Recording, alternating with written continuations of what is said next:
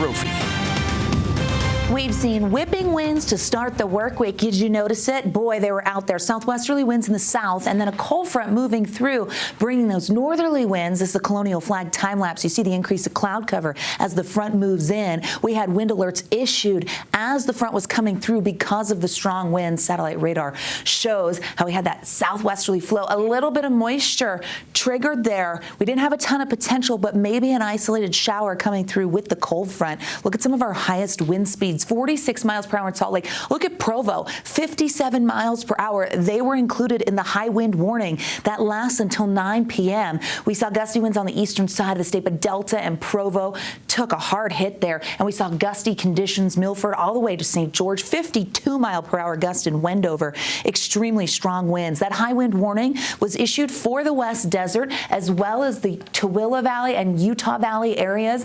Again, holds on until 9 p.m. Wind advisories were also issued this evening. They hold until 9 p.m. for the West Desert. Also includes the Tooele and Rush Valleys all the way down towards Iron County. Now, two other advisories issued include Castle Country, where downslope winds are a problem until about 3 a.m., and then lower Washington County, where we're used to those gap winds, but they're going to be really strong in southern Utah through Tuesday morning.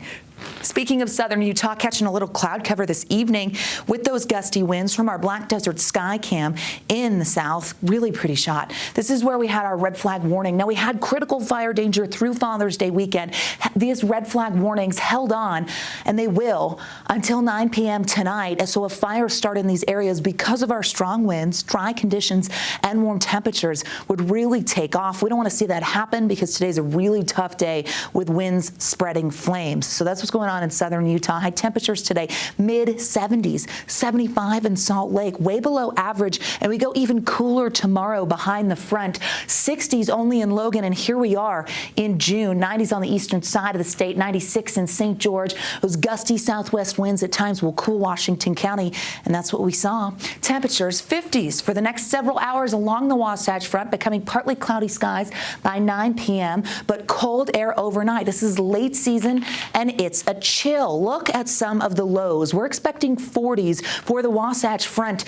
Logan could get down to 34. We've got 40s and 50s on the eastern side of the state, 30s in outlying areas like Beaver County. Now, we do have brand new warnings in place, and it's because the Wasatch back could drop into the upper 20s and below freezing. Park City could get down to 31. A freeze warning has been issued for the Wasatch back for Park City, Liberty, Eden until tomorrow morning at 9 a.m. Really, this means if you've got sensitive vegetation, if you have a garden on the Wasatch back, you want to make sure you cover that sensitive vegetation. Outdoor plumbing like sprinkler systems could be messed with as well because of this late season cold. System lifts to the east, but that robust cold front opens the door for cooler air. We stay dry during the work week and get an influx of moisture as we head towards Friday in eastern Utah, and then high pressure takes over. I show you this so I can forewarn you early. We're talking about a freeze warning on Monday, and by Sunday, we could see triple digits in Salt Lake. Talk about weather whiplash.